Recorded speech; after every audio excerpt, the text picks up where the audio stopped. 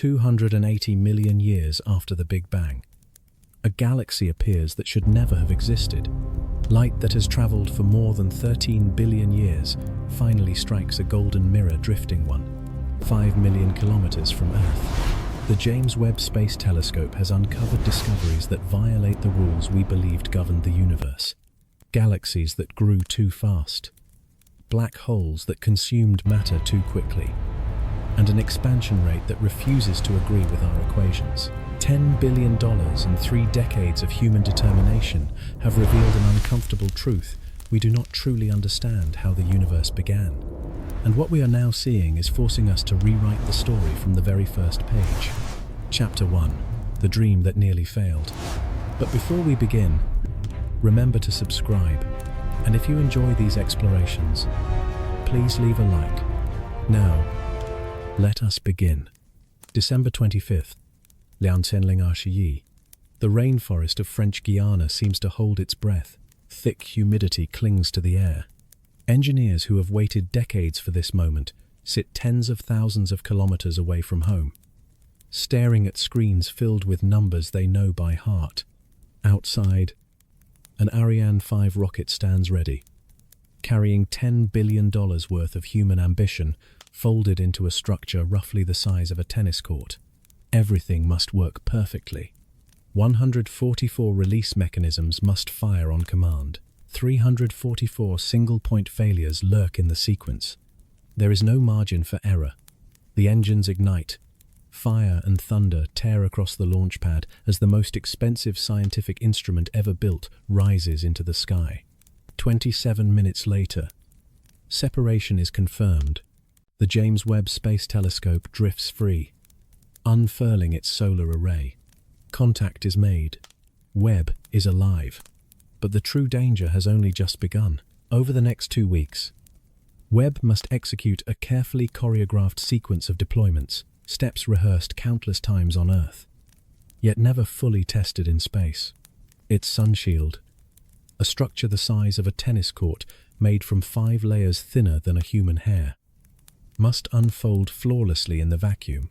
18 hexagonal mirror segments must deploy and align to a precision finer than 1/14,000th the width of a human hair. A single failure would doom the mission. There is no repair crew, no backup plan, no second chance for a $10 billion telescope. The world watches. Astronomers who have built entire careers around this instrument barely breathe. Some have been waiting since 1989. When the first ideas for a successor to the Hubble Space Telescope were scribbled onto whiteboards. 32 years of planning, redesigns, political battles, near cancellations, and unprecedented technological challenges have led to this fragile moment.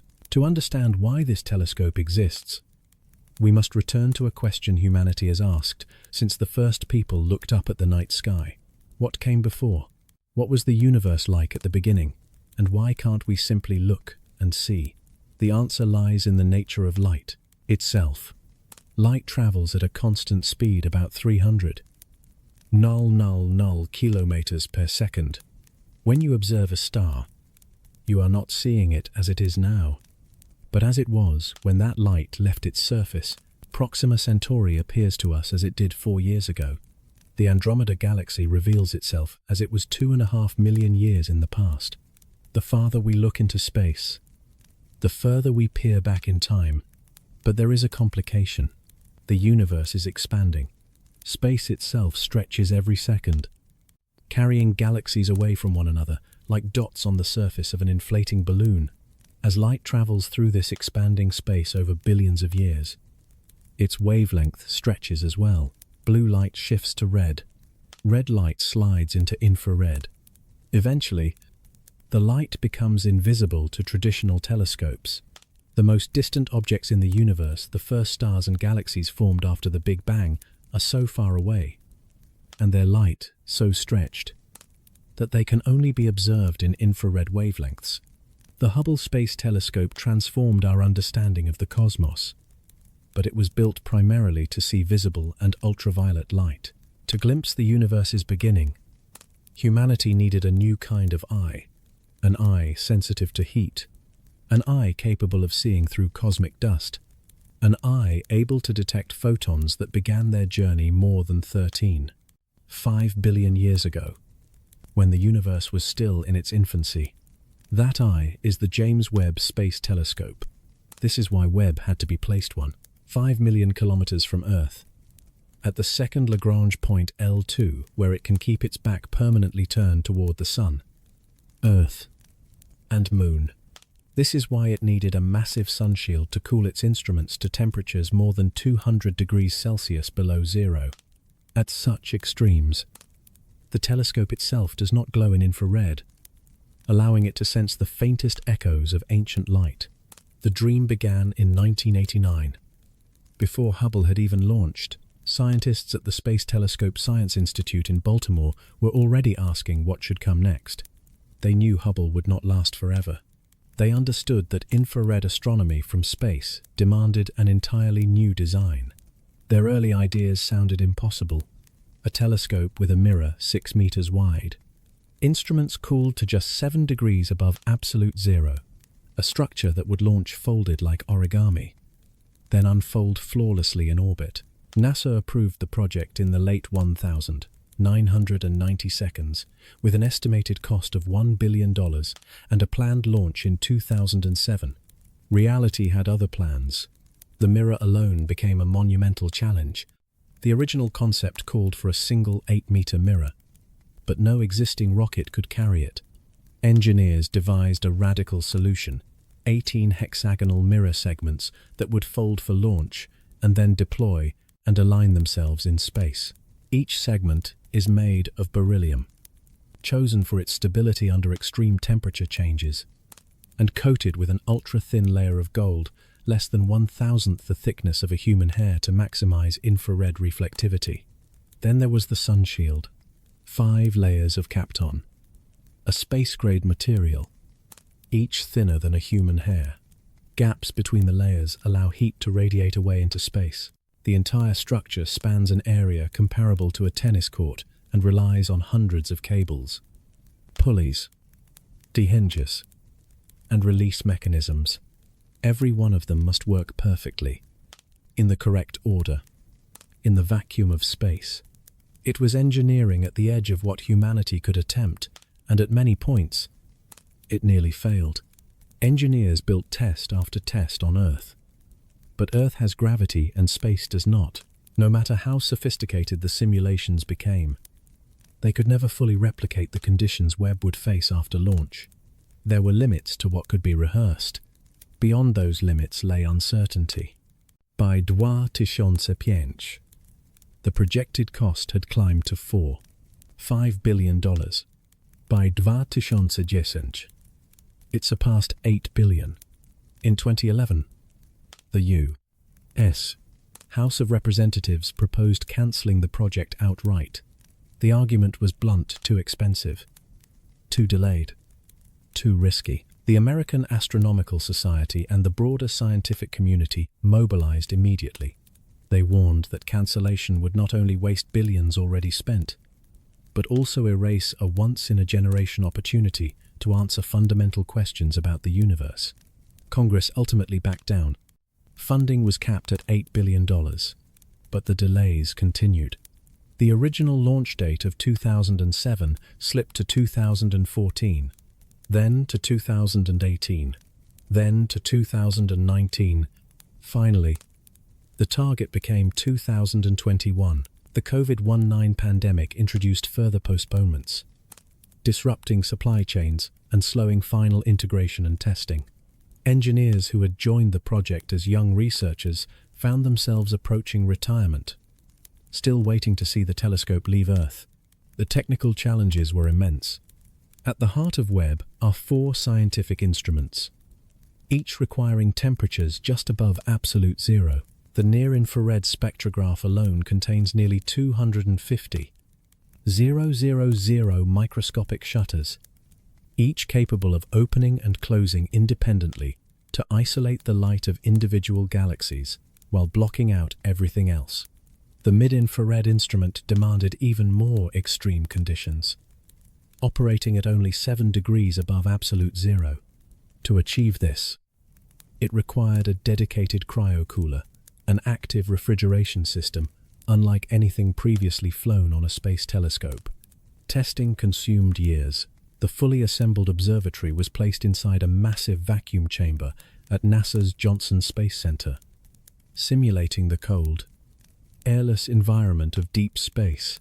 Engineers subjected it to violent vibration tests that reproduced the stresses of rocket launch.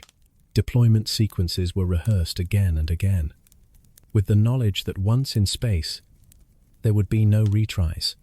This was not a national project alone. Thousands of scientists, engineers, and technicians from 14 countries contributed. The European Space Agency supplied 2 of the 4 scientific instruments and the Ariane 5 launch vehicle. The Canadian Space Agency provided critical guidance sensors and spectrograph components. Within the United States, facilities across 29 states and the District of Columbia played roles in building, testing, or supporting the mission. When Christmas Day 2021 finally arrived, decades of work converged into a single irreversible moment. The launch was flawless. Separation occurred on schedule. The solar array deployed. Communication was confirmed. But the danger was far from over. 344 potential single-point failures still lay ahead. In the days that followed, the sunshield deployment began. 5 delicate layers, each requiring a precise sequence of maneuvers. Mission controllers watched telemetry streams obsessively monitoring cable tensions, membrane separations. With a latch engagements, every green indicator mattered. On January 4th, the final sunshield layer locked into place. The sunshield was fully deployed. Engineers cried openly. Years of fear and uncertainty released in a single moment. 2 days later, the secondary mirror swung forward into its operational position. Then the primary mirror wings unfolded, completing the full 5 meter aperture. By January 8th, all major structural deployments were complete. For the first time, Webb looked like a telescope. Over the following months, the real precision work began. The 18 mirror segments were aligned using actuators capable of movements measured in nanometers. Each segment was adjusted, tested, and adjusted again until they functioned as a single optical surface. Meanwhile, the instruments continued cooling toward their operating temperatures. On July 11th, calibration observations officially began. The next day, President Joe Biden unveiled the first deep-field image from the James Webb Space Telescope. The audience fell silent and then gasped. The universe had never looked like this before. Thousands of galaxies filled the frame, some stretched into glowing arcs, warped by immense gravitational forces, crowding a region of sky no larger than a grain of sand held at arm's length. Light emitted more than 13 billion years ago had finally reached a detector crafted by human hands. The dream that once teetered on the edge of cancellation was now undeniably real, and what it would reveal in the months and years ahead would overturn many of the assumptions astronomers held about the birth of the universe. Chapter 2: The Eye That Sees Through Time. To understand what the James Webb Space Telescope has uncovered, we must first understand how it sees. This is not a telescope in the everyday sense. It does not simply magnify distant objects the way a backyard telescope brings the moon closer. Webb does something far more profound. It captures individual photons that have traveled through the emptiness of space for billions of years, photons that carry within them a record of epochs no human has ever witnessed. At the heart of the observatory is its primary mirror, spanning 5 meters and composed of 18 hexagonal segments coated in gold. The gold is not ornamental. It is one of the most efficient reflectors of infrared light, the wavelengths that carry information from the earliest and most distant structures in the cosmos. Each mirror segment weighs only about 20 kilograms, far lighter than a comparable glass mirror. That low mass was critical. Every kilogram launched into space demands fuel, cost, and engineering trade-offs. Behind the mirror sits a suite of 4 scientific instruments. each designed to extract different layers of meaning from the collected light. The near-infrared camera, known as NIRCam, serves as Webb's primary imaging system. It observes wavelengths from 0 sec to fem micrometers, spanning the reddest visible light and extending deep into the near-infrared. NIRCam is built as two identical modules that can image the same region of sky at once, providing redundancy and enabling simultaneous observations across multiple wavelength bands. The near-infrared spectrograph, NIRSpec, goes further. Like a prism, it splits incoming light into its component wavelengths, but unlike any previous space-based spectrograph, it can analyze up to 100 objects at the same time. This is made possible by a grid of nearly 250,000 microscopic shutters, each capable of opening or closing independently, known as a microshutter array. This technology allows astronomers to collect spectra from dozens of galaxies in a single exposure, dramatically accelerating the pace of discovery. The mid-infrared instrument, MIRI, operates at even longer wavelengths, from 5 to 28 micrometers. At these wavelengths, Webb can see through dense clouds of cosmic dust that block visible and near-infrared light. MIRI reveals the thermal glow of planets, asteroids, and the dusty disks surrounding young stars where new worlds are forming. But working at such wavelengths required extraordinary engineering. Even the telescope itself would emit infrared radiation, unless cooled to extreme temperatures. MIRI therefore operates at just 7 degrees above absolute zero, cooled by a dedicated cryocooler that circulates helium gas in a continuous cycle. The fourth instrument, the Fine Guidance Sensor and Near-Infrared Imager and Slitless Spectrograph, known as FGS, NIRIS, serves multiple roles. Its guidance system locks onto stars with astonishing precision, keeping Webb stable to within a few milliarc seconds, equivalent to holding a laser steady on a human hair from 10 kilometers away. Its scientific mode specializes in studying exoplanet atmospheres and detecting some of the faintest, most distant galaxies ever observed. Together, these four instruments transform Webb into a kind of time machine. But how does observing distant objects allow us to look backward through time? Imagine dropping a stone into a still pond. Ripples spread outward from the point of impact. If you stand at the edge of the water, those ripples reach you long after the stone has sunk. The farther you stand from the splash, the longer the delay. Light behaves in much the same way. It travels at a finite speed, about 300 kilometers per second, fast by everyday standards, yet slow on cosmic scales. When Webb observes a galaxy 1 billion light-years away, it sees that galaxy as it was 1 billion years ago. The photons reaching the mirror today left their source when dinosaurs still roamed Earth, when the supercontinent Pangaea was only beginning to break apart. By the time that light arrives, the galaxy itself may have changed dramatically, merged with neighbors, altered by starbursts, or reshaped by a supermassive black hole. Now extend this principle to the edge of the observable universe. The most distant objects detected by Webb emitted their light when the universe was less than 300 million years old. Today, the universe is about 8 billion years old. Those photons have been traveling for more than 13 billion years, crossing space as it continuously expanded around them. This expansion produces a phenomenon known as redshift. As light moves through expanding space, its wavelength stretches. Blue light shifts to green, green to yellow, yellow to red, and red into infrared. For the most distant galaxies, light that began in the ultraviolet has been stretched all the way into the mid-infrared by the time it reaches us. This is why infrared astronomy is essential for studying the early universe. The first galaxies are not invisible because they are faint. They are invisible to optical telescopes because their light has been shifted completely out of the visible spectrum. Astronomers quantify this stretching using a value called Z. A redshift of Z equals 1 means the wavelength has doubled.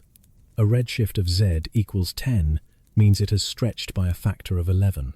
As of late, 2025, the most distant confirmed galaxy has a redshift of 1444, meaning its light has been stretched more than 15 times. We observe this galaxy as it existed just 280 million years after the Big Bang, when the universe was barely 2% of its current age. But detecting ancient light is only half the challenge. Interpreting that light is where Webb truly excels. Every element in the universe absorbs and emits light at specific wavelengths, creating a unique spectral fingerprint. Hydrogen leaves unmistakable marks. Oxygen, carbon, nitrogen, and heavier elements add their own signatures. By analyzing these patterns, astronomers can determine what distant galaxies are made of, how rapidly they are forming stars, and whether active black holes dominate their centers. When light from a distant galaxy passes through NIRSpec, it reveals bright emission lines where hot gas glows and dark absorption lines where cooler material blocks specific wavelengths. The spacing and intensity of these lines reveal temperature, density, chemical composition, and motion.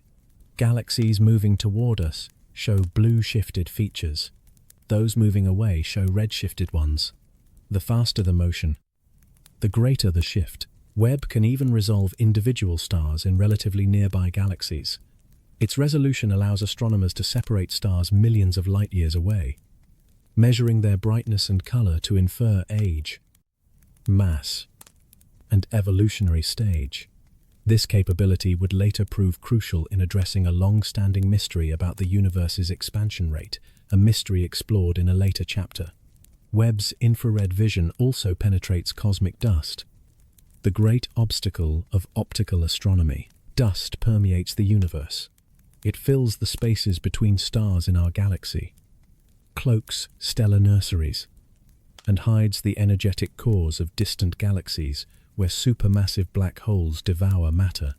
Where optical telescopes see darkness, Webb sees structure, and through that structure, it is revealing a universe far stranger and far more complex than anyone expected. Visible light scatters off dust grains, much like car headlights diffusing through fog. Infrared light behaves differently. It slips through the dust, carrying information that optical telescopes simply cannot access. This distinction is critical. Consider the iconic pillars of creation in the Eagle Nebula, towering columns of gas and dust where new stars are forming. The Hubble Space Telescope captured a breathtaking image of these pillars in visible light. Yet the newborn stars inside remained concealed behind thick curtains of dust. Webb's infrared instruments pierced that veil, revealing the young stars embedded deep within the pillars and the shock fronts where their radiation sculpts the surrounding gas. This ability to see through dust is not just visually striking, it is essential for studying the early universe. The first galaxies formed inside dense clouds of primordial hydrogen and helium. As stars ignited, lived, and died, they produced heavier elements and dust, gradually enriching their environments. Each successive generation of stars formed within increasingly dusty regions. Many high redshift galaxies are therefore heavily obscured, their visible light absorbed and re-emitted at infrared wavelengths. Only an infrared telescope can reveal what they truly are. The James Webb Space Telescope orbits the Sun at the second Lagrange point, L2, a gravitationally stable location about 1.5 million kilometers from Earth, directly opposite the Sun. From this position, Webb maintains a constant geometry relative to Earth and the Sun, always keeping its sunshield between its mirrors and the heat and light that would overwhelm its sensitive instruments. At L2, Webb can observe the same region of sky continuously for weeks or even months, building up exposures deep enough to detect the faintest objects ever seen. This is a fundamental difference from the Hubble Space Telescope, which circles Earth every 90 minutes, repeatedly passing into and out of Earth's shadow. Webb experiences no day-night cycle. Its thermal environment is stable. Its pointing is exceptionally steady. Astronomers can design observing campaigns that would be impossible from low Earth orbit. The data Webb collects flows back to Earth through its high-gain antenna during scheduled communication windows. Each day, roughly 57 gigabytes of data stream down images and spectra that researchers across the globe race to analyze. The Space Telescope Science Institute in Baltimore manages the pipeline, transforming raw detector signals into calibrated scientific products and distributing them to teams worldwide. This is the eye humanity has placed on. 5 million kilometers from home, a golden mirror suspended in the cold of deep space.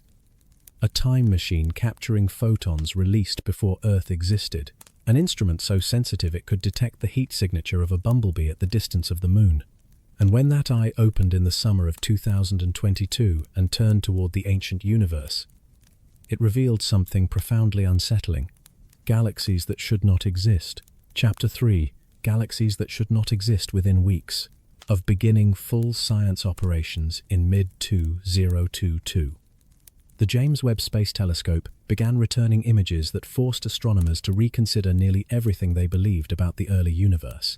The galaxies appearing in these data were not supposed to be there, at least, not in such numbers, not so bright, not so massive, and certainly not so soon after the Big Bang. For decades, astronomers had relied on sophisticated computer simulations to model how the universe evolved from the hot, nearly uniform plasma of the Big Bang into the intricate cosmic web we observe today. These simulations incorporated gravity, dark matter, gas dynamics, star formation, and cosmic expansion.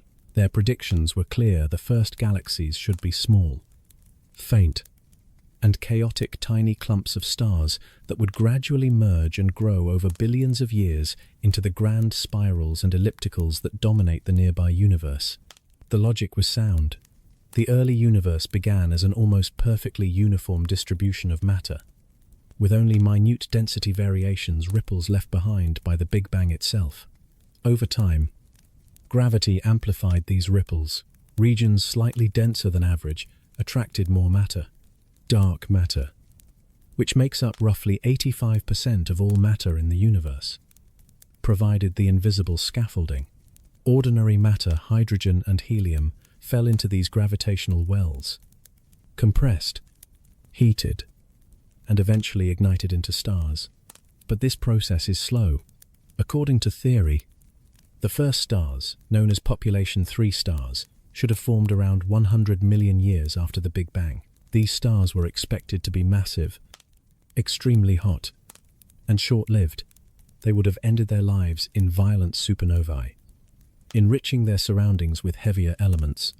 Only after this first generation lived and died could subsequent generations form, incorporating those newly forged elements.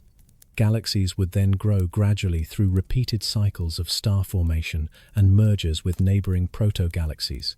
Under this framework, a galaxy comparable in mass to the Milky Way should not have assembled until the universe was several billion years old.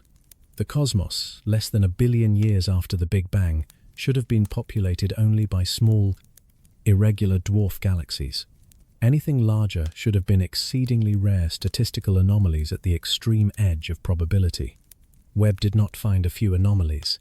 It found a population. In the first deep-field images, astronomers began identifying galaxy candidates at astonishing distances. The selection relied on a method known as the Lyman break technique. Neutral hydrogen absorbs light at wavelengths shorter than the Lyman alpha transition. At 1/1000 sex nanometers. In a distant galaxy, this absorption creates a sharp cutoff in brightness below a wavelength determined by the galaxy's redshift. By imaging the same patch of sky through multiple filters and identifying objects that vanished below specific wavelengths, astronomers could isolate high redshift candidates. The list grew rapidly: redshift 10, redshift 11, redshift 12, redshift 13. Each step higher represented a glimpse further back in cosmic time. A redshift of 13 corresponds to roughly 330 million years after the Big Bang, when the universe was only about 4% of its current age. Spectroscopic confirmation soon followed. NIRSpec split the light from these candidates into detailed spectra, allowing astronomers to measure their redshifts precisely, one by one. The candidates proved real. JADESGS Z140 was confirmed at a redshift of 14 Centauri, meaning it existed just 290 million years after the Big Bang, in late 2025. An even more distant galaxy dubbed JADESGS Z141 was confirmed at redshift 14 Centauri, corresponding to only 280 million years after cosmic dawn. But distance alone was not the shock. Brightness was. These ancient galaxies were not dim. Struggling proto-galaxies barely holding together. Many were extraordinarily luminous, some hundreds of times brighter than simulations predicted for that epoch. They contained billions of solar masses of stars packed into remarkably compact regions. One galaxy observed at a redshift near 14 measured only about 240 light-years across, yet contained a stellar mass comparable to the small Magellanic Cloud, a dwarf galaxy orbiting the Milky Way today. To grasp how startling this is, consider the physics involved. Stars form when gas clouds collapse under gravity, but that collapse takes time. Gas must cool, fragment, and condense. Feedback from radiation and supernova slows the process, even under ideal conditions. There are limits to how quickly stars can form. And yet, Webb was showing galaxies that had somehow assembled enormous stellar masses in less than 300 million years. The universe, it seemed, had grown up far faster than anyone expected to form stars. Gas must first cool, shedding the heat generated as it collapses under gravity. That cooling process takes time. The gas must also overcome rotational motion, magnetic pressure, and the disruptive feedback from the very stars it creates. Even under the most extreme assumptions, converting every available atom of gas into stars with perfect efficiency, this process still requires millions of years. And yet, Webb was revealing galaxies blazing with starlight less than 300 million years after the Big Bang. At that point in cosmic history, the universe itself had barely existed long enough for such structures to form through conventional mechanisms. As cosmologist Michael Boylan Colchin of the University of Texas at Austin put it, even if you took all the matter available for star formation and snapped your fingers, you still could not build galaxies that large that early. The astronomical community responded instantly. Preprint servers filled with new papers at a relentless pace, some offering explanations, others sharpening the paradox. Several competing ideas began to take shape. One possibility was that star formation in the early universe followed very different rules. Primordial gas consisted almost entirely of hydrogen and helium, lacking the heavier elements that dominate modern star-forming regions. Without metals, cooling pathways may have operated differently. Gas clouds might have collapsed more efficiently, producing brief but extraordinarily intense bursts of star formation unlike anything seen today. New simulations began incorporating this bursty mode. In these models, early galaxies would experience rapid, violent episodes of stellar assembly, followed by quieter periods. During these bursts, galaxies would appear extremely bright for short intervals. If Webb happened to observe them during these luminous phases, their inferred masses could be significantly overestimated. Another explanation focused on active galactic nuclei, supermassive black holes at the centers of galaxies feeding on surrounding gas. As matter spirals into a black hole, it forms a hot accretion disk that radiates immense energy, often outshining the combined light of all the galaxy's stars. If some of Webb's early galaxies were powered primarily by feeding black holes, their brightness would not reflect stellar mass at all, but rather the release of gravitational energy. This solution, however, introduced a deeper mystery. Supermassive black holes were themselves thought to require billions of years to grow. If they already existed within the universe's first few 100 million years, How did they form so quickly? This question leads directly to another crisis, one we will explore in the next chapter. A third line of thought questioned not the observations, but their interpretation. Stellar masses are inferred from brightness using models that assume certain relationships between star formation history, dust content, and spectral features. If the early universe violated these assumptions, mass estimates could be systematically wrong. As researchers dug deeper, many of the most extreme objects clustered into a peculiar category, informally dubbed little red dots. These sources appeared unusually red in Webb's images and strikingly compact. Their spectra did not match known templates for either normal star-forming galaxies or classical active galactic nuclei. They seemed to be something in between or something entirely new. These enigmatic objects deserve a chapter of their own. The abundance of bright early galaxies also reignited questions about cosmic reionization, the epoch when the first light sources transformed the universe from opaque to transparent. After the cosmic microwave background was released, roughly 380,000 years after the Big Bang, the universe entered the so-called Dark Ages, filled with neutral hydrogen that absorbed ultraviolet light. Only when early stars and galaxies emitted enough high-energy radiation to ionize this hydrogen did space become transparent again. Previous models suggested reionization ended around 1 billion years after the Big Bang. But if luminous galaxies already existed at 300 million years, they should have flooded the universe with ionizing radiation far earlier. Why, then, did reionization take so long? Were these galaxies rarer than they appeared? Was their radiation trapped by gas and dust, or was the physics of reionization itself incomplete? Not everyone believed cosmology was in crisis. Katherine Chwarowski, a graduate student at the University of Texas at Austin, led a study showing that many extreme mass estimates could be reconciled with standard theory if the galaxies hosted central black holes rather than purely stellar populations. Once sources dominated by active nuclei were removed, the remaining galaxies largely aligned with predictions from the standard cosmological model. An excess remained perhaps a factor of 2 but not the factor of 100, suggested by early reports. Stephen Finkelstein, a professor at the same institution and a co-author on several Webb studies, urged caution. The standard cosmological model, he emphasized, has survived decades of experimental and observational testing. Discarding it would require extraordinary evidence, not preliminary results still subject to refinement. The data, he argued, did not yet demand a revolution, but they were asking uncomfortable questions. The standard model, many argued, should only be revised once every conventional explanation had been exhausted. Even so, the picture Webb was revealing could not be ignored.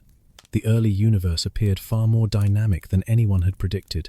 Galaxies formed earlier, shone more intensely, and evolved at a pace simulations had never anticipated. The cosmos was not assembling itself slowly and methodically. It was accelerating, constructing complex structures at astonishing speed within the first few 100 million years after the Big Bang. Whether this demands new physics, radically revised models of star formation, or simply more careful interpretation of the data remains unresolved. What is clear is that the universe's infancy was anything but quiet, and at the centers of many of these unexpectedly mature galaxies lay objects even more baffling than the galaxies themselves. Chapter 4. The Impossible Black Holes. At the heart of nearly every large galaxy resides a monster, a supermassive black hole. These objects are so dense that not even light can escape their gravitational pull. Our own Milky Way hosts one Sagittarius A times, with a mass roughly 4 million times that of the Sun, compressed into a region smaller than Mercury's orbit. In the most massive elliptical galaxies, at the centers of galaxy clusters, black holes grow 1,000 times larger still. For decades, astronomers believed they understood how such giants formed. In the standard picture, black holes begin as the remnants of massive stars. When a star exhausts its nuclear fuel, its core collapses, producing a black hole with a mass of perhaps 10 to 100 suns. From there, growth proceeds gradually. Gas falls inward, forming a rotating accretion disk that heats to extreme temperatures and radiates enormous energy before crossing the event horizon. But this process has a built-in speed limit. As matter accretes, radiation pressure pushes outward, counteracting gravity. If a black hole feeds too quickly, this pressure expels incoming gas and chokes off further growth. The balance point is known as the Eddington limit. A black hole accreting steadily at this limit will double its mass roughly every 45 million years. Starting from a stellar mass seed of about 100 suns, it would take nearly 1 billion years to reach a mass of 1 million suns. This timeline poses a serious problem. Even before Webb, astronomers had detected quasars, blazing galactic cores powered by actively feeding supermassive black holes at redshifts approaching 7. These objects existed less than 1 billion years after the Big Bang, yet harbored black holes with masses exceeding 1 billion suns. The arithmetic simply did not add up. Even under ideal conditions, growing that large, that fast seemed impossible. To resolve the discrepancy, theorists proposed alternatives. Perhaps the first black hole seeds were not stellar remnants at all, but far more massive from birth. In the direct collapse scenario, enormous clouds of primordial gas collapse without fragmenting into stars, forming black holes with initial masses between 10,000 and 100,000 suns. Such heavy seeds would enjoy a substantial head start. Others suggested that the Eddington limit might not be absolute. Under special conditions, black holes might experience brief episodes of super-Eddington accretion, feeding faster than the theoretical maximum in the dense, gas-rich environment of the early universe. These feeding frenzies might allow rapid growth over short timescales. Then Webb began observing the early universe and turned a serious problem into a crisis. In November 2000, astronomers announced the discovery of a supermassive black hole known as LID 568, observed just 1.5 billion years after the Big Bang. Its age alone was striking. But what truly stunned researchers was its appetite. Spectral analysis combining data from the James Webb Space Telescope and NASA's Chandra X-ray Observatory revealed that LID 568 was consuming matter at roughly 40 times the Eddington limit, 40 times faster than physics said should be possible. "This black hole is having a feast," said Julia Szawinski, one of the study's co-authors. The implication was profound. A substantial fraction of the black hole's mass may have been assembled in a single, runaway episode of extreme accretion. If such events are common, the timeline for building supermassive black holes shrinks dramatically. Suddenly, one of Webb's most troubling mysteries had a plausible, if unsettling, explanation. How could supermassive black holes have appeared so early in the universe's history if short-lived episodes of extreme accretion were possible? Then even relatively small seed black holes might have swollen to enormous sizes within a few 100 million years. The mystery was not fully resolved, but at least a plausible pathway had emerged. Then the picture shifted again. In early 2025, another research team reanalyzed LID 568 using additional James Webb data. Their results showed that dust had significantly obscured the original measurements. Once this dust was properly accounted for, the inferred feeding rate dropped dramatically from 40 times the Eddington limit to a value consistent with the limit itself. What had seemed like a cosmic feeding frenzy turned out to be a far more restrained meal. This reversal highlighted both the difficulty of probing the early universe and the self-correcting nature of science. Initial discoveries are rarely final conclusions. Every measurement carries uncertainty. Dust, one of astronomy's most persistent adversaries, can distort brightness estimates in ways that imitate exotic new physics. Understanding advances step by step, through repeated observations, improved models, and sustained skepticism. Yet even without super-Eddington accretion, the broader problem remained. Webb has revealed too many massive black holes too early in cosmic history. The so-called little red dots compact, Crimson objects scattered throughout Webb's deep fields appear in many cases to host black holes at their centers. And these black holes exhibit a strikingly different relationship with their host systems than anything seen in the nearby universe. Locally, supermassive black holes follow a tight scaling relation. Their masses are typically about 0.1% of the total stellar mass of their host galaxies. This correlation holds across a vast range of systems, from dwarf galaxies containing black holes of 100,000 solar masses to giant ellipticals harboring monsters of 10 billion suns. The relationship suggests a deep physical connection between black hole growth and galaxy evolution, possibly regulated by feedback from black hole radiation that heats gas and limits both star formation and further accretion. But the early universe did not follow these rules. Many of the black holes Webb has detected at high redshift are overmassive. Instead of constituting a tiny fraction of their host's stellar mass, they account for several percent or more. In some extreme cases, the black hole's mass rivals or even exceeds the total stellar mass of the surrounding galaxy. The black hole outweighs the stars. This inversion challenges conventional thinking. How can a black hole be more massive than the galaxy it inhabits? One possibility is that we are observing black holes in their earliest, most aggressive growth phase, before their host galaxies have fully assembled. In this scenario, the black hole forms first, perhaps from a massive direct collapse seed, and the galaxy builds up around it later through continued star formation. Over cosmic time, the imbalance gradually resolves as the stellar mass catches up. Another explanation questions the nature of the little red dots themselves. If these objects are not ordinary galaxies, then standard mass estimates may not apply. A hypothesis gaining attention proposes that some little red dots are black hole stars systems in which a rapidly accreting black hole is enveloped by a dense, hot cocoon of gas. Such an object could mimic the spectral signature of a stellar population without actually being one. In that case, astronomers would not be observing galaxies at all, but an entirely new class of cosmic object. Webb has also found supermassive black holes in places they were never expected. Dwarf galaxies small, irregular systems thought to represent the earliest stages of galaxy assembly sometimes host black holes far heavier than their modest stellar content would suggest. These findings imply that black hole formation in the early universe was widespread, seeding the cosmos with massive objects regardless of whether large galaxies had yet formed around them. The search for the earliest black holes continues.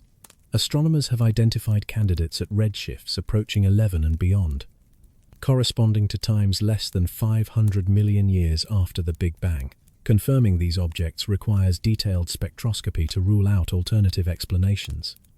But with every new Webb observing campaign, the list of candidates grows. Understanding how supermassive black holes form carries consequences far beyond black hole physics. These objects shape their environments profoundly. Their radiation heats surrounding gas, suppressing star formation. Their relativistic jets can punch through entire galaxies, depositing energy into intergalactic space. In this way, black holes act as regulators of the cosmic ecosystem, not merely passive remnants of stellar death. If supermassive black holes formed earlier and more abundantly than previously believed, their influence on cosmic evolution may have been far greater than assumed. Reionization, the emergence of large-scale structure, and the chemical enrichment of intergalactic gas may all bear the imprint of early black hole activity. The impossible black holes revealed by Webb are forcing astronomers to rethink the timeline of cosmic history. The seeds of today's galactic monsters were planted astonishingly early. They grew faster than theory predicted and shaped the young universe in ways we are only beginning to uncover. Tracing their origins is, in many ways, tracing the origin of cosmic structure itself. Each detection pushes our view deeper into the universe's dark ages.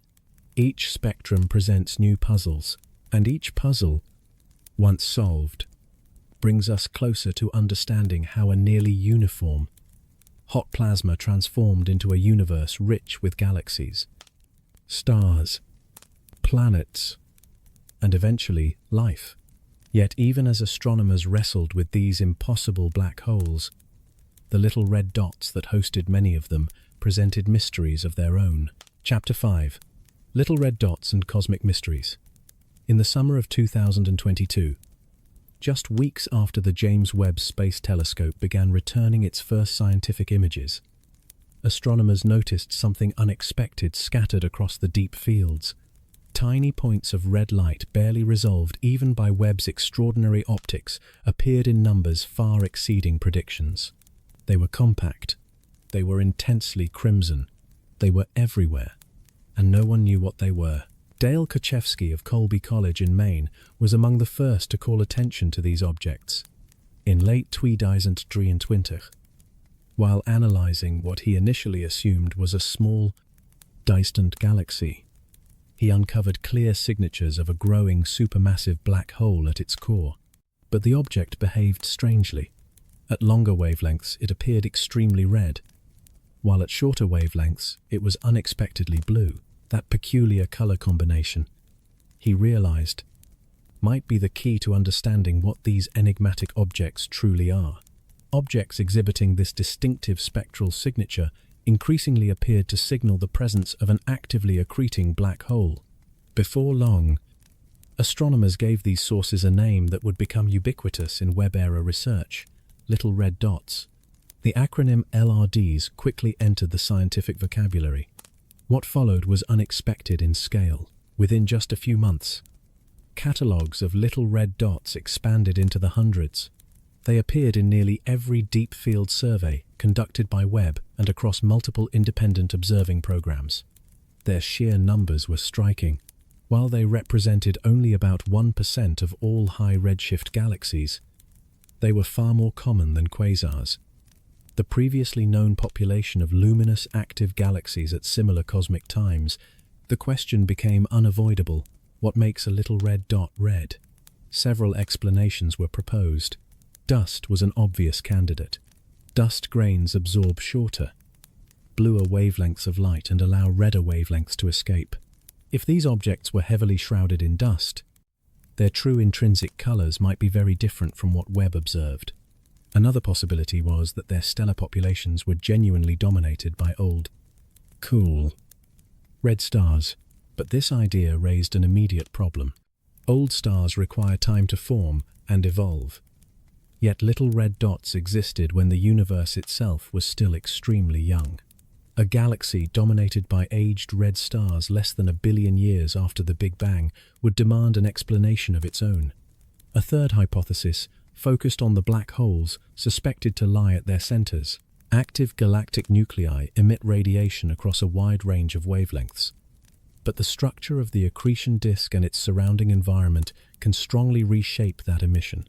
Dust near the black hole can absorb energetic photons and re-emit them at longer wavelengths. Gas close to the accretion flow can imprint unusual spectral features. Perhaps the redness of little red dots reflected the physics of their central engines rather than the nature of their stars. The puzzle deepened when astronomers examined their spectra more closely. Many little red dots displayed broad emission lines, a hallmark of gas moving at thousands of kilometers per second in the intense gravitational field near a black hole. This strongly supported the active nucleus interpretation. Yet at the same time, these objects showed a surprising absence of X-ray emission. When the Chandra X-ray Observatory targeted regions dense with little red dots, it detected far less high-energy radiation than expected. If these objects hosted feeding black holes, those black holes appeared unusually quiet in X-rays. This contradiction sparked a wave of new ideas. Perhaps the black holes were so deeply buried in gas and dust that even X-rays could not escape. Perhaps accretion in the early universe operated differently, producing less high-energy radiation for a given optical luminosity. Or perhaps the broad emission lines were being generated by some process other than a classical active galactic nucleus. Mass estimates added yet another layer of strangeness. If little red dots were powered by black holes, those black holes seemed vastly overmassive relative to their host galaxies. In some cases, the inferred black hole mass rivaled or even exceeded the total stellar mass of the system. This inverted the well-established relationship seen in the nearby universe, where black holes always represent only a tiny fraction of their host galaxy's mass. In little red dots, it appeared that the black hole formed first, while the galaxy itself lagged behind. Fabio Pacucci and Avi Loeb at the Harvard-Smithsonian Center for Astrophysics proposed a framework rooted in the behavior of dark matter halos. Every galaxy forms within an invisible halo of dark matter that provides the gravitational foundation for structure formation. These halos possess angular momentum. They rotate. Most spin at moderate to high rates, causing ordinary matter to spread out and form extended disks or diffuse spheroids. But a small subset of halos, perhaps around 1%, rotate unusually slowly. In these low-spin halos, matter does not spread outward efficiently. Instead, it collapses toward the center, producing extremely compact, dense systems. A black hole forming in such an environment would have abundant fuel nearby and could grow rapidly. The surrounding galaxy, by contrast, would remain small and faint. The black hole would dominate the luminosity, while the stellar component lagged far behind. This model accounted for several defining features of little red dots. Their compact size followed naturally from low-spin halos. Their relative rarity matched the predicted fraction of such halos in the cosmic population. Their prevalence in the early universe made sense as well, since low-spin configurations are transient. Over time, mergers and accretion tend to increase halo angular momentum, making these compact systems increasingly uncommon. Not all researchers were persuaded. The scenario relied on assumptions about black hole formation and growth in low-spin environments that were difficult to test observationally. Competing ideas continued to circulate. In late 2025, an even more radical proposal emerged. A team led by Anna de Graaf at the Max Planck Institute for Astronomy analyzed an especially extreme little red dot nicknamed the Cliff.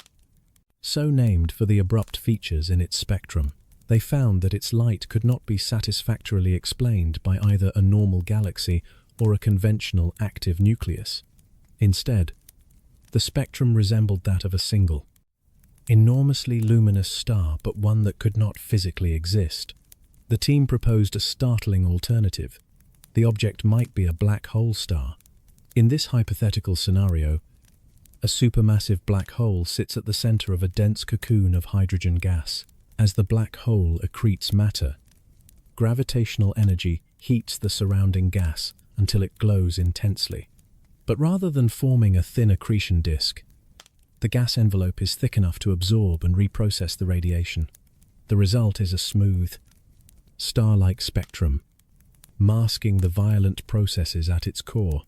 Such an object would shine like a star, but derive its power not from nuclear fusion, but from gravity itself. Black hole stars would represent an entirely new class of cosmic object, never before observed. Their existence remains speculative, yet they offer a compelling explanation for the most extreme properties of the little red dots: compactness, redness, weak X-ray emission, and apparent overmassive black holes. Where the little red dots are compact galaxies in low-spin halos, heavily obscured active nuclei, black hole-dominated systems, or something even stranger. One conclusion is unavoidable. The early universe was far more diverse and inventive than our models had anticipated, and the James Webb Space Telescope has only just begun to reveal the full extent of its surprises. Only future observations will determine whether such exotic objects truly exist. The destiny of the little red dots remains just as enigmatic as their origin. Astronomers have identified them primarily at redshifts between roughly 4 and 9, corresponding to a window from about 400 million to 1.5 billion years after the Big Bang. Beyond this range, at even earlier epochs, the data are too sparse to draw firm conclusions. At later times, however, the little red dots seem to disappear entirely.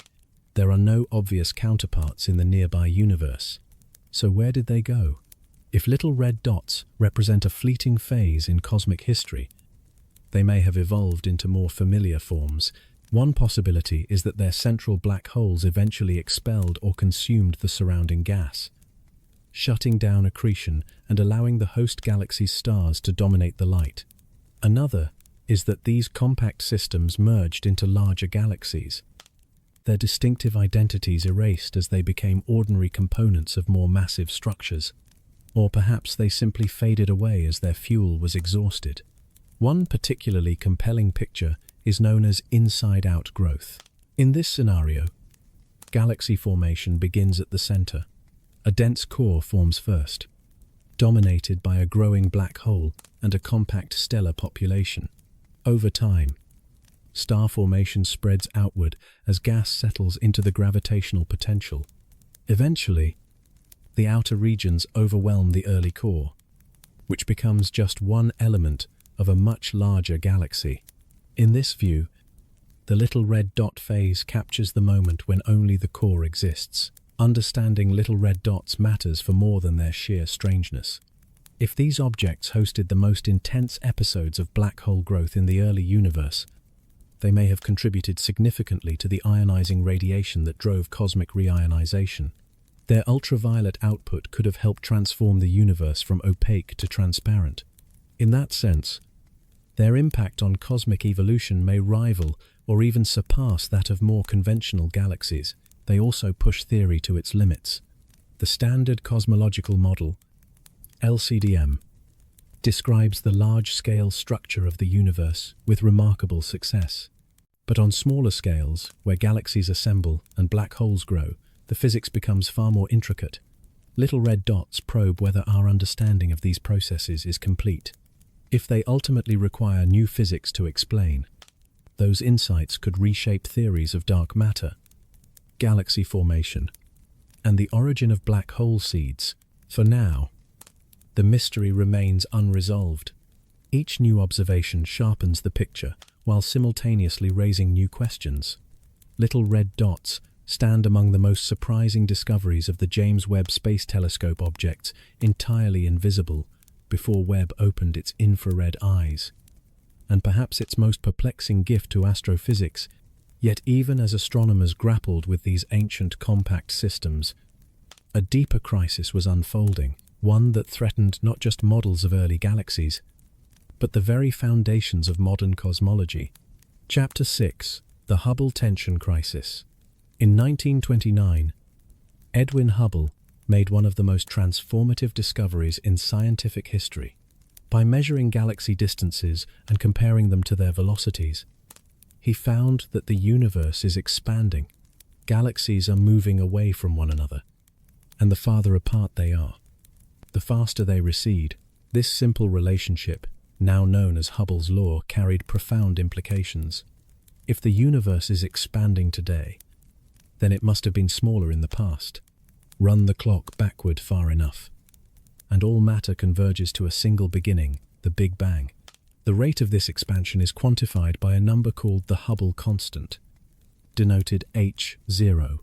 Determining its precise value has been a central goal of observational cosmology for nearly a century. The Hubble constant governs how fast the universe is growing, how old it is, and even how it may ultimately end. Get this number wrong, and the entire cosmological framework begins to wobble. There are two primary ways to measure the Hubble constant, and each approaches the problem from a fundamentally different direction, using different physics and different observations. For decades, astronomers assumed that as measurements improved, the two methods would converge on the same value. Instead, the opposite has happened. As precision increased, the results drifted further apart. What once appeared as a minor discrepancy has grown into a full-blown crisis. The first method looks backward in time to the earliest light in the universe, the cosmic microwave background, about 380,000 years after the Big Bang. The universe cooled enough for electrons and protons to combine into neutral hydrogen. This transition allowed light to travel freely for the first time. That ancient radiation, stretched by cosmic expansion into microwave wavelengths, still fills the universe today. The cosmic microwave background is a snapshot of the infant cosmos. Tiny temperature fluctuations encode information about the universe's composition, geometry, and evolution. Between 2009 and 2013, the European Space Agency's Planck satellite mapped this radiation with unprecedented precision, providing a cornerstone for modern cosmology. By decoding the delicate patterns imprinted in this primordial radiation and feeding them into the standard cosmological framework known as LCDM, scientists can infer what the universe's expansion rate should be today. That calculation yields a value of roughly 67 kilometers per second per megaparsec. In practical terms, this means that for every megaparsec of distance, about 26 million light-years, a galaxy's recession speed increases by 67 kilometers per second due to cosmic expansion. A galaxy 2 megaparsecs away should be moving at 134 kilometers per second. And so on. The second approach takes the opposite route. Instead of looking back to the universe's infancy, it measures expansion directly in the nearby cosmos, using what astronomers call the cosmic distance ladder. At the base of this ladder are Cepheid variable stars, massive stars whose brightness rises and falls with clockwork regularity. The key lies in their rhythm. The longer a Cepheid's pulsation period, the brighter the star intrinsically. By measuring that period, astronomers can determine its true luminosity. Comparing this intrinsic brightness with how bright the star appears from Earth reveals its distance. Cepheids, therefore, provide reliable distance measurements to nearby galaxies. Within those same galaxies, astronomers also observe Type Ia supernovae, stellar explosions that occur when white dwarf stars exceed a critical mass threshold. These supernovae reach nearly identical peak brightness, making them excellent standard candles for probing far greater distances. By calibrating Type Ia supernovae using Cepheid distances, the distance ladder can be extended to galaxies hundreds of millions of light-years away. Once those distances are known, measuring how fast the galaxies are moving away yields a direct estimate of the Hubble constant. Adam Rees of Johns Hopkins University, who shared the 2011 Nobel Prize in Physics for the discovery that the universe's expansion is accelerating, has led the most precise distance ladder measurements to date. His team, known as SH0ES, has consistently measured a Hubble constant between 73 and 74 kilometers per second per megaparsec. This value is about 9% higher than the number inferred from the cosmic microwave background. 9% may sound small, but in precision cosmology it is enormous. Both methods claim uncertainties of only 1 to 2%. Their error bars do not overlap. The disagreement reaches a statistical significance of 5 sigma. The threshold physicists typically require to claim a genuine discovery. Either one or both measurements are wrong, or something fundamental is missing from our understanding of the universe. This discrepancy is what astronomers now call the Hubble tension. Initially, researchers hoped the conflict could be explained by systematic errors. Perhaps Cepheid measurements were distorted by crowding, where multiple stars blur together in telescope images, artificially boosting brightness estimates. Perhaps dust within host galaxies altered observed colors and magnitudes in subtle ways. Or perhaps the cosmic microwave background analysis relied on assumptions about the early universe that were slightly off. Then came the James Webb Space Telescope. Webb's infrared vision is uniquely suited to testing these possibilities. Infrared light penetrates dust far more effectively than visible wavelengths, minimizing one major source of uncertainty.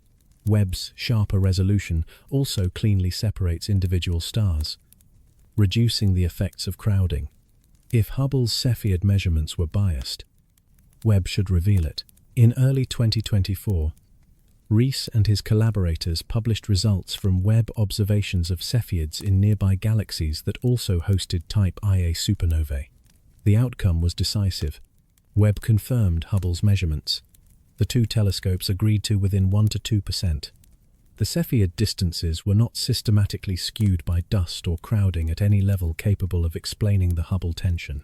"We have now spanned the entire range of what Hubble observed," Rees announced, "and we can rule out measurement error as the cause of the Hubble tension with very high confidence." The crisis was real.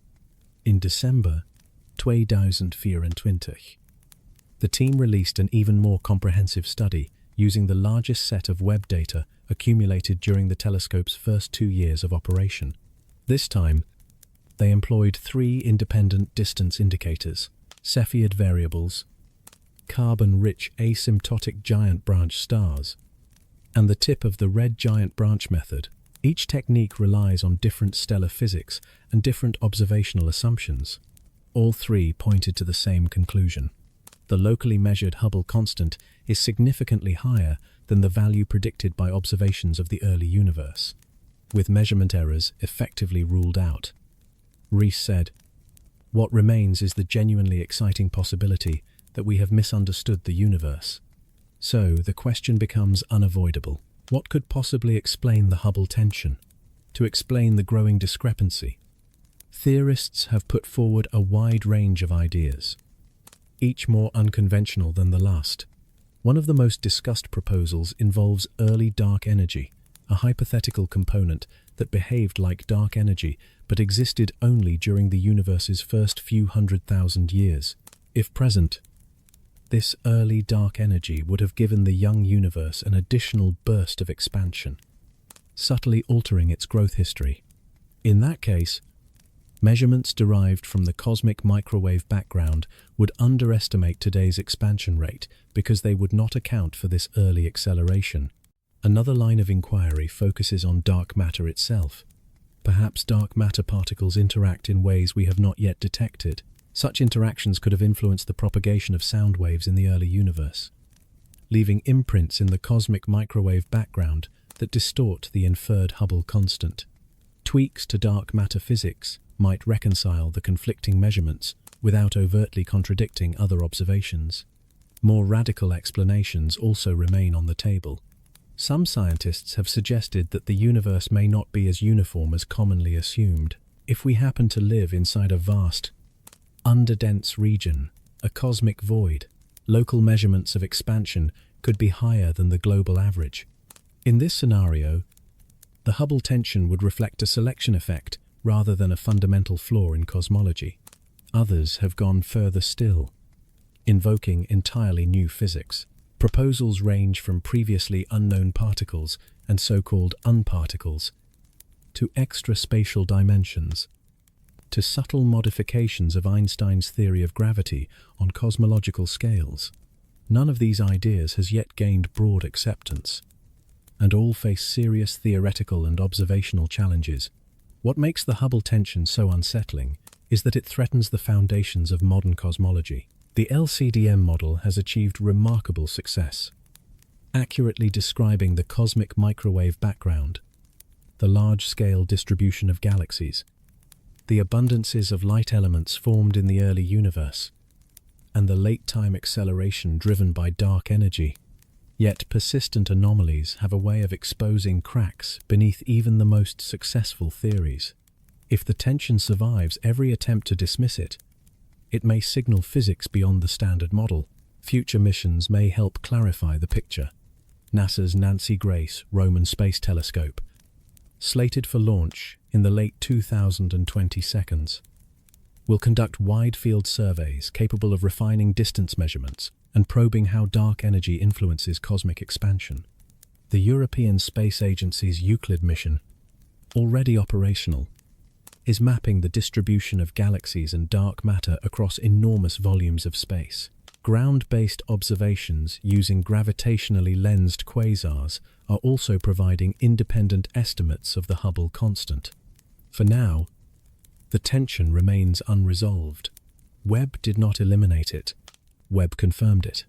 The most powerful telescope humanity has ever built has shown that our 2 best methods for measuring the universe's expansion still disagree. Either something is wrong with our observations, something is incomplete in our models, or something genuinely new about the universe is waiting to be uncovered. The Hubble tension is more than a technical disagreement. It reaches into the deepest questions of cosmology, what the universe is made of, how it has evolved, and which physical laws govern its behavior. Resolving it may require letting go of comfortable assumptions and embracing ideas that seem radical today. Once again, the universe reminds us that it is stranger than we imagine. Chapter 7. Nature's Magnifying Glasses. In 1915, Albert Einstein published his general theory of relativity, redefining gravity not as a force but as the curvature of space and time produced by mass and energy. Among its most striking predictions was the bending of light. A beam of light passing near a massive object should follow a curved path through warped space-time, much like a marble rolling across a stretched rubber sheet distorted by a heavy weight. Einstein himself doubted this effect would ever be observable. The deflections would be small, and the required alignments seemed improbably precise. History proved him wrong. Today, gravitational lensing is one of astronomy's most powerful tools, and the James Webb Space Telescope has pushed its use to extraordinary new levels. When light from a distant galaxy passes near a massive foreground object, the gravity of that object bends the light's trajectory.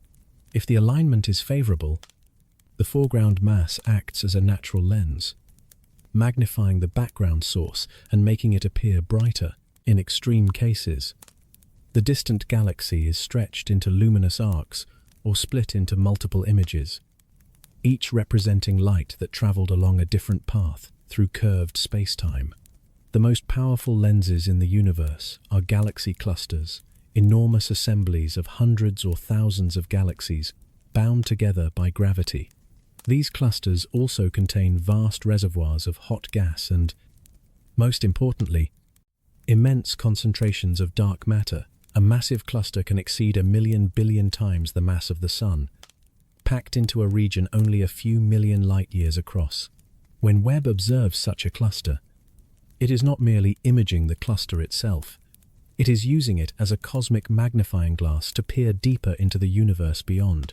One of the most dramatic examples is El Gordo, Spanish for the Fat One.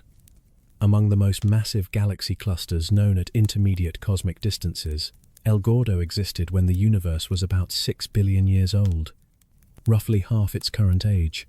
It is actually a pair of clusters in the midst of a colossal merger, with a combined mass approaching 3 million billion suns. When Webb targeted El Gordo in 2022, the resulting images revealed a rich web of gravitationally lensed background galaxies many never detected before. These distant systems appeared as arcs, smears, and multiply imaged points scattered across the field. One object, nicknamed La Flaca, the thin one, appeared as a long, pencil-like streak. Its light had traveled nearly 11 billion years to reach Webb, but lensing by El Gordo amplified it enough for detailed study. Another lensed galaxy, dubbed the fishhook for its curved shape, revealed intense star formation hidden behind thick dust. As Brenda Fry of the University of Arizona, who led one of the analysis teams, explained, El Gordo functions as a natural telescope. Its gravity brightens and distorts distant galaxies, allowing astronomers to zoom in on objects that would otherwise remain invisible. Gravitational lensing does more than reveal the distant universe. It also maps the mass of the lens itself. The precise shapes and positions of the arcs depend on how mass, both visible and dark, is distributed within the cluster. By modeling these distortions, astronomers can reconstruct the cluster's internal mass structure, including its dark matter component. Gravity bends light without caring whether the matter involved emits light or remains invisible. Webb's observations of El Gordo identified 62 gravitationally lensed background galaxies, far surpassing what Hubble had previously detected. Some of these are candidate galaxies at extremely high redshifts, potentially formed more than 12 billion years ago. The cluster's immense gravity effectively pulled these ancient systems out of obscurity and delivered them to Webb's detectors. Other clusters have yielded similarly striking results.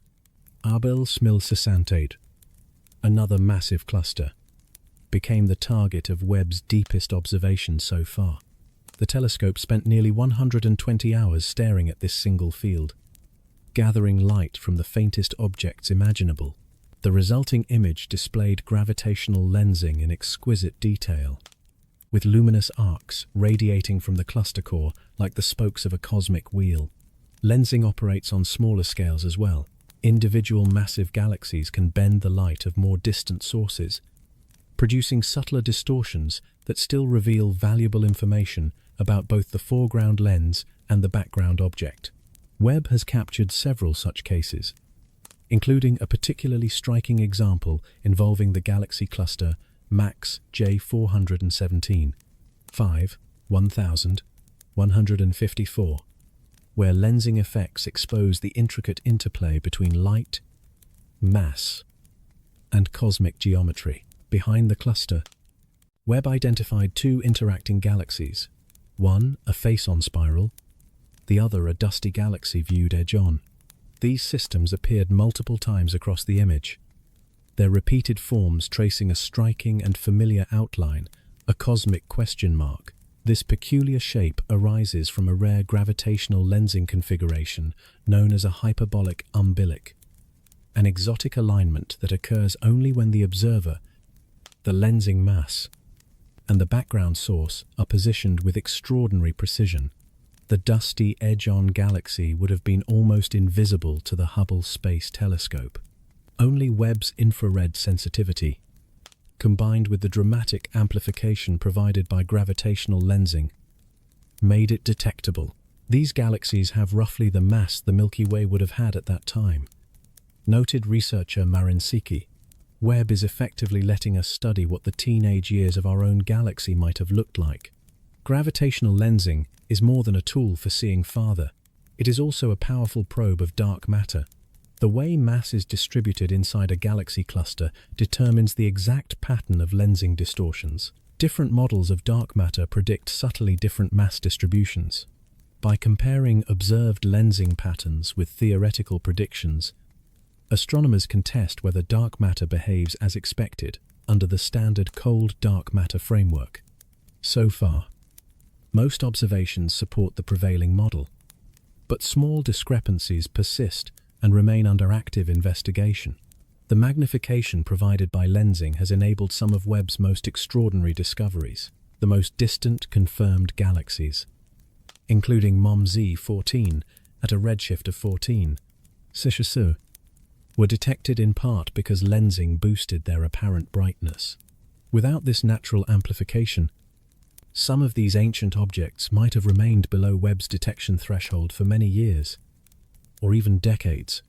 Lensing also opens a window onto time-domain astronomy in the distant universe. Because light can take multiple paths around a gravitational lens, different images of the same object may arrive at different times. If a distant star explodes as a supernova, the event might appear in one lensed image years before it appears in another.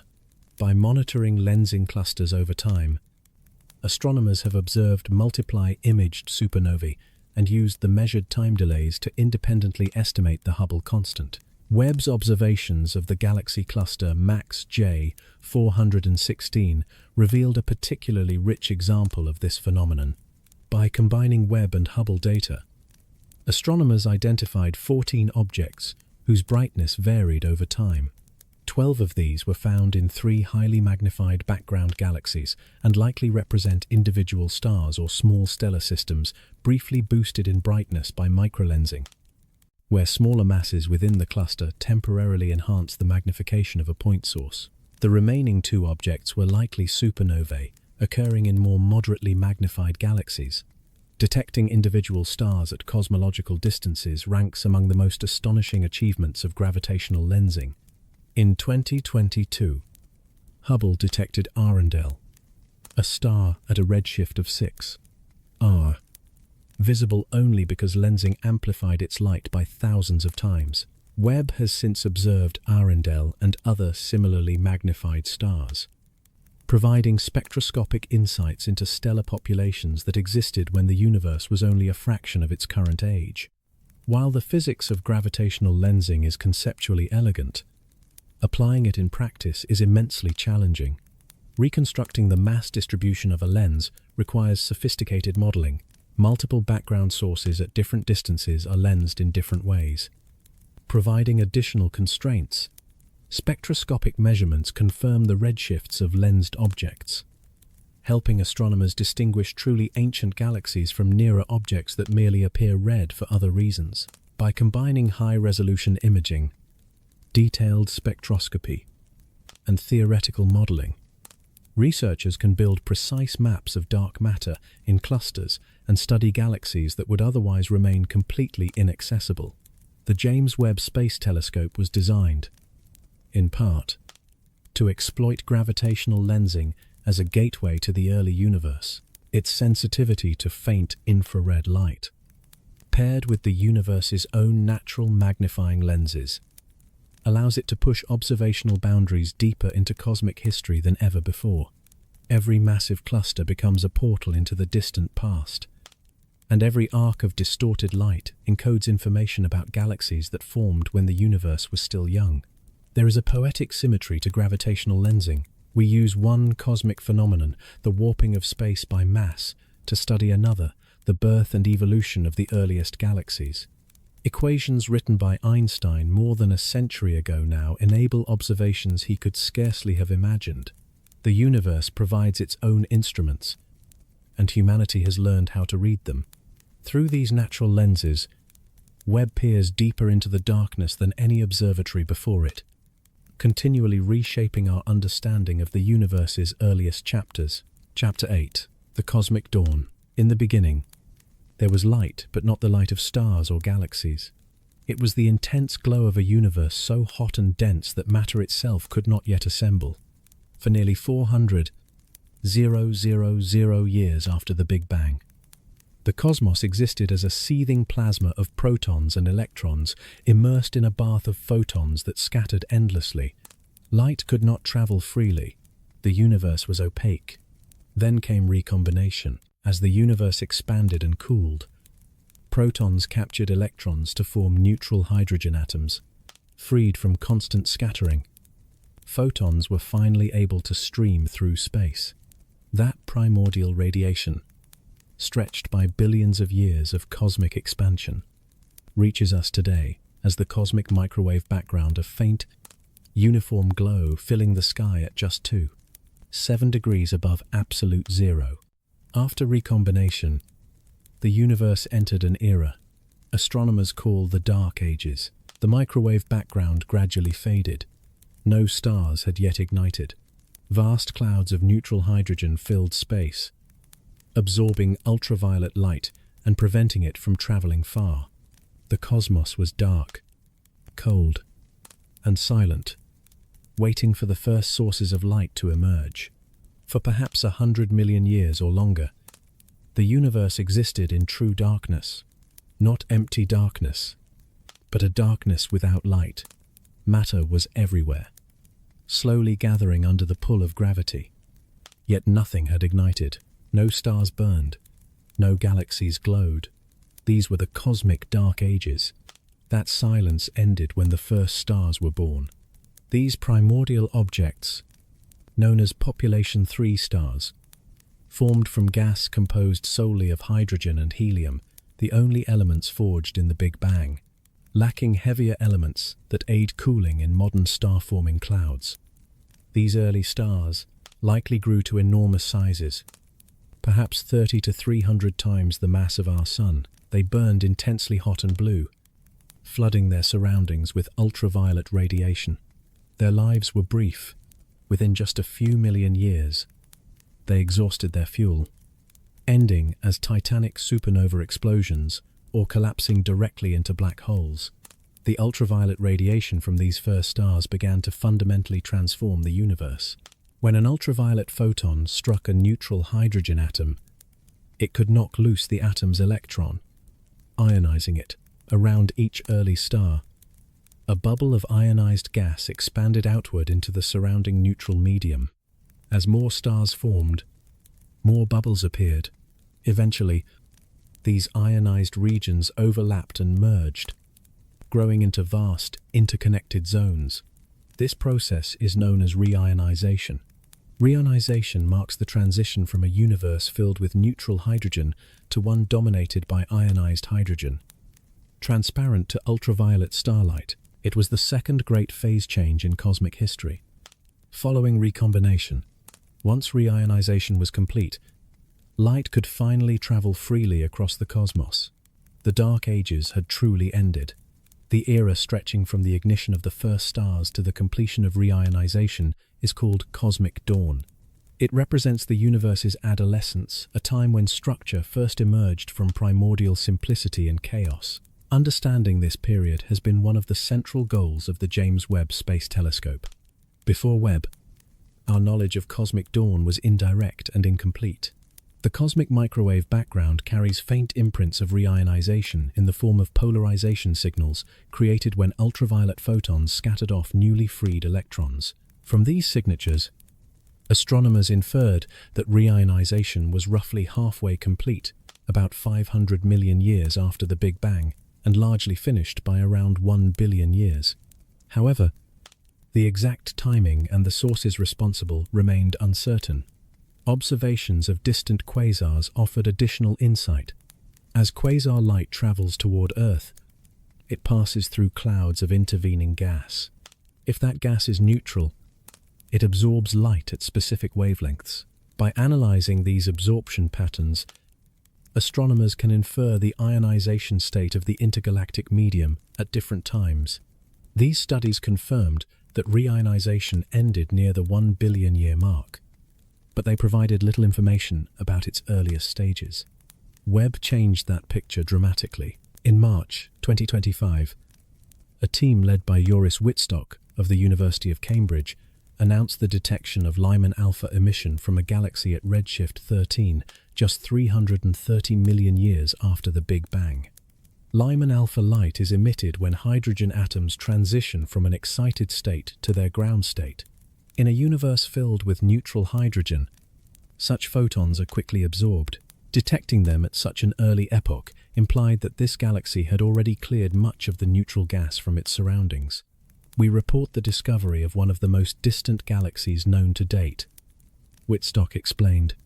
Unlike any other similarly distant galaxy, it shows a clear signature of an extremely powerful source of ultraviolet radiation. This observation pushed the confirmed onset of reionization back by hundreds of millions of years. If galaxies at redshift 13 were already ionizing their environments, cosmic dawn must have begun far earlier than previous models suggested. Webb has also shed new light on the sources driving reionization. Earlier theories proposed that faint dwarf galaxies far more numerous than bright ones were primarily responsible.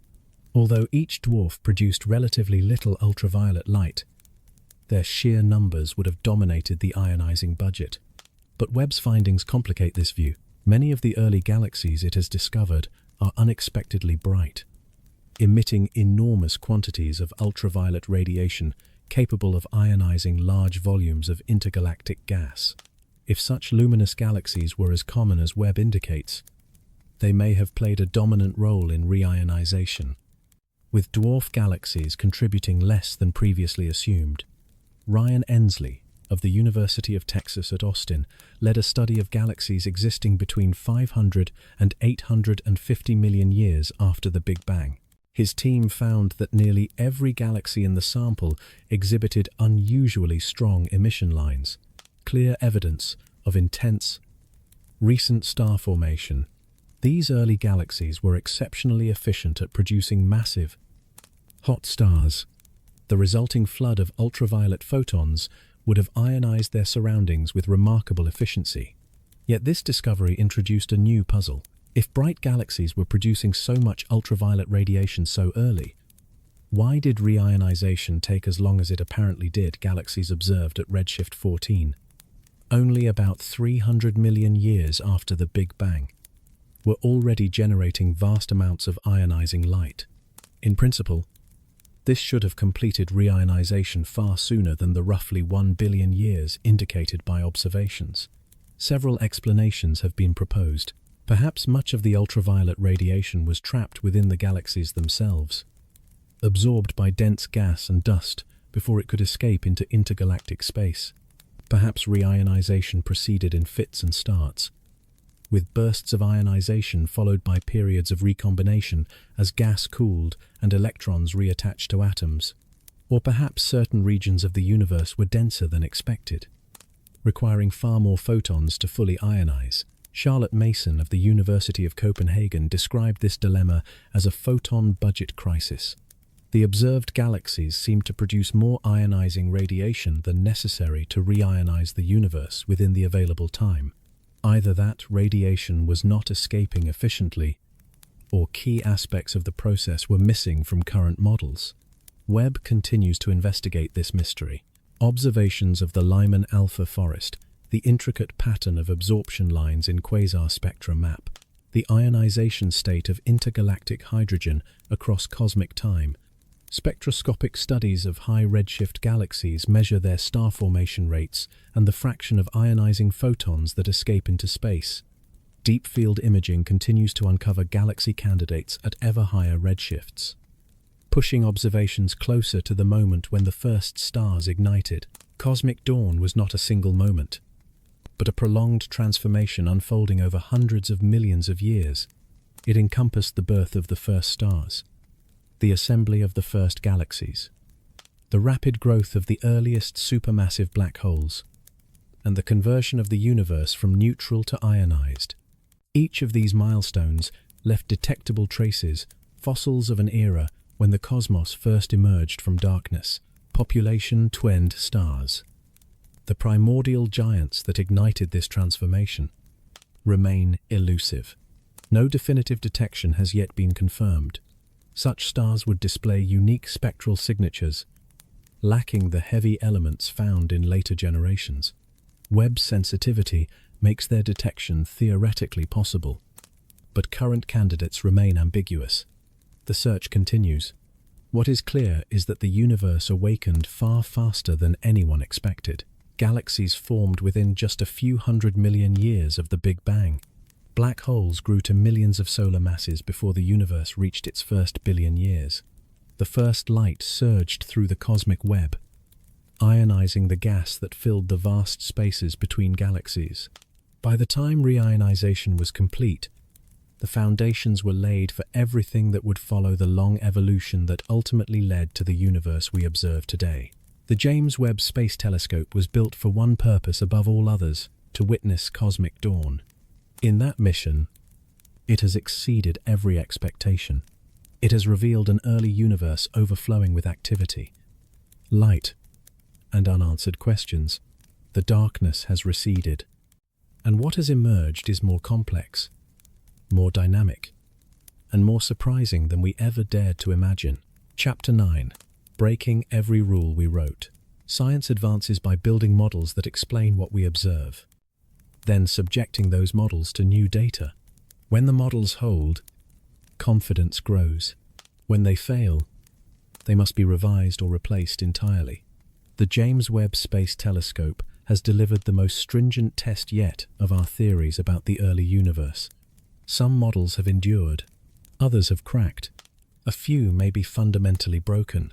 Before Webb launched, cosmologists believed they had a coherent picture of how the universe evolved. Dark matter, invisible but dominant, provided the gravitational scaffolding on which structure formed. Simulations based on cold dark matter predicted that the first small halos would appear roughly 100 million years after the Big Bang. Over time, these halos would merge, slowly assembling larger galaxies across billions of years. Massive galaxies, according to these models, should be late arrivals. We also believed star formation was inherently inefficient. Typically, only about 10% of available gas becomes stars. The rest is heated by radiation, blown away by supernovae, or remains too diffuse to collapse. This inefficiency sets a hard limit on how quickly galaxies can grow. Supermassive black holes, too, were thought to require long timescales. Born from stellar mass seeds of tens or hundreds of solar masses, they grow by accreting matter. The Eddington limit caps how fast this process can proceed. Even under ideal conditions, A black hole feeding continuously at this maximum rate needs hundreds of millions of years to reach 1 million solar masses. Finally, we believed the universe's expansion rate was well understood. The cosmic microwave background encodes the conditions of the early universe. Feeding this information into standard cosmological models yields a prediction for how fast the universe should be expanding today, a value expected to match direct measurements in the nearby cosmos. Webb has challenged every one of these assumptions. Galaxies detected at redshifts greater than 10 are too numerous, too bright, and too massive. Their inferred stellar masses approach or exceed what should be possible given the time available and the presumed inefficiency of star formation. If those mass estimates are correct, then either star formation in the early universe was dramatically more efficient, or another energy source perhaps, accreting black holes, is inflating their brightness. The supermassive black holes Webb has uncovered are also too large for their age. Some reached millions of solar masses within just a few 100 million years of the Big Bang. Faster than standard accretion models allow, the overmassive black holes found in little red dots further strain the established relationship between black hole mass and host galaxy mass. Either black hole seeds were far heavier than stellar remnants. Accretion exceeded the Eddington limit for extended periods. Or both. The Hubble tension remains unresolved as well. Webb has confirmed that local measurements of the universe's expansion rate are accurate, ruling out observational error as the cause of the discrepancy with early universe predictions. Either our understanding of the early universe is incomplete, our understanding of the late universe is flawed, or new physics bridges the gap between the two. Not everyone agrees that these tensions demand abandoning the standard cosmological model. Catherine Khrushchevsky and Stephen Finkelstein have argued that many of the apparently massive early galaxies can be explained by the presence of active black holes boosting their luminosities. When little red dots are excluded, the remaining galaxy population aligns more closely with theoretical expectations. There is still an excess, perhaps a factor of 2 more massive galaxies than predicted, but not the factor of 100 suggested by early headlines. When you have a theory that has survived decades of testing, Finkelstein has noted, you need overwhelming evidence before you throw it out. From this perspective, the standard model should be modified only after all conventional explanations have been exhausted. This debate reflects science at its healthiest. Initial observations are not final verdicts. Every measurement carries uncertainty. Every model rests on assumptions that may fail under extreme conditions. Dust can obscure. Redshifts can be misestimated. And statistical flukes can masquerade as revolutions. Yet even the most cautious interpretations concede one point. The early universe Webb has revealed was far more active than expected. Galaxies formed earlier. Black holes grew faster. Reionization progressed more rapidly than models predicted. Whether these surprises demand new physics or simply refined theories remains an open question. Some theorists have embraced the challenge. Early dark energy, a component that briefly accelerated expansion in the universe's first few 100,000 years, could ease the Hubble tension. Modified dark matter with previously unknown interactions might explain the rapid assembly of galaxies.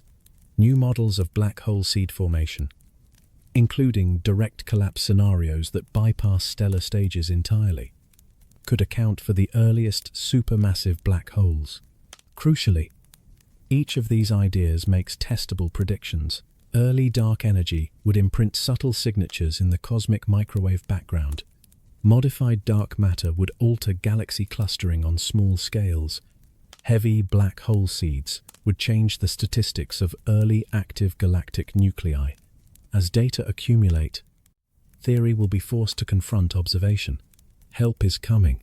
NASA's Nancy Grace Roman Space Telescope, set to launch before the decade's end, will survey vast regions of sky to unprecedented depth, discovering thousands of high redshift galaxies.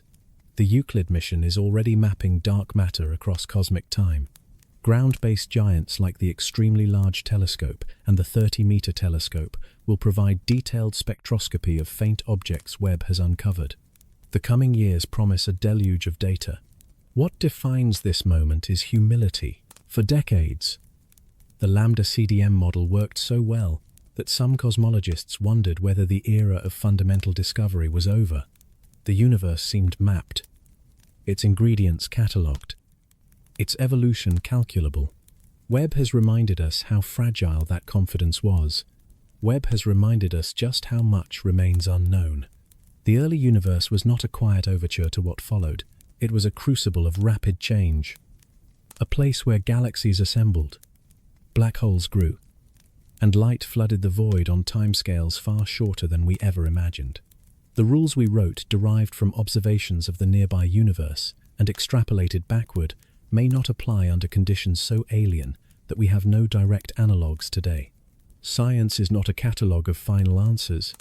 It is an ongoing process of revision. The models that explain today's data will inevitably be replaced by models that explain tomorrow's. This is not failure. It is progress. Every discrepancy is an opening. Every surprise is a signal. Every broken prediction is evidence that nature still has something left to teach us. Webb has broken some of the rules we wrote, but it has not broken cosmology. It has revived it. The questions it raises are not embarrassments. They are invitations. The mysteries it reveals are not defeats. They are frontiers. The universe refuses to be simple, and we are richer because of that refusal. So what comes next? More observations, more analysis, more debate, more discovery. The telescope will continue operating for years, perhaps decades, probing ever deeper into the cosmos. Each observation adds another tile to the mosaic of understanding. Each spectrum sharpens the picture. The story of the early universe is being written in real time, and we are privileged to witness the draft as it unfolds. The rules we wrote were our best guesses, shaped by limited information. The universe has shown us where those guesses fell short. Now we must write new rules, informed by what Webb has revealed. This is the essence of science. This is how knowledge grows. And at the heart of it all, 5 million kilometers from Earth, a golden mirror continues to collect ancient photons, each one a messenger from the dawn of time. Chapter 10. What it all means. 13.8 billion years ago, everything that exists emerged from a state of infinite density in an event we call the Big Bang. Space itself expanded, carrying matter and energy with it. The universe cooled from a searing plasma into atoms, then molecules, then clouds of gas, then stars. Gravity sculpted order from chaos. Chemistry built complexity from simplicity. And on at least one small planet, orbiting an unremarkable star in an ordinary galaxy, life emerged and eventually became aware of itself. We are the universe, contemplating its own origins. The James Webb Space Telescope represents the furthest reach of that contemplation. It is a machine built by curious beings to answer questions that have haunted humanity since the first stories told around firelight beneath the stars. What came before? How did everything begin? Are we alone in a cosmos so vast that light itself needs billions of years to cross it? These questions extend beyond scientific curiosity. They touch meaning itself. If the universe is only matter and energy, obeying impersonal laws, what significance can any single existence have? If the cosmos is indifferent, is there purpose? Webb does not answer philosophical questions directly, but it reshapes the context in which we ask them. What Webb has shown us is a universe far more dynamic than expected. The early cosmos was not a slow, dignified unfolding of structure, but a furious burst of creation. Galaxies ignited within a few 100 million years of the Big Bang. Black holes swelled to colossal sizes while the universe was still young. The first stars flooded the void with ultraviolet light, transforming opacity into transparency. Light emerged from darkness faster than our models allowed. That dynamism carries a message. The universe is not static. It evolves. What exists now did not exist at the beginning and will not persist forever. Stars are born and die. Galaxies collide and transform. Even the laws of physics may be emergent, shaped by conditions that themselves change over cosmic time. The only constant is change. And yet, within that flux, patterns endure. Gravity organizes matter into galaxies across every epoch. Nuclear physics forges elements in stellar cores. Chemistry assembles atoms into molecules. The same processes that built the first galaxies are still at work today in nebulae scattered across the Milky Way. We are connected to the earliest stars by an unbroken chain of causation.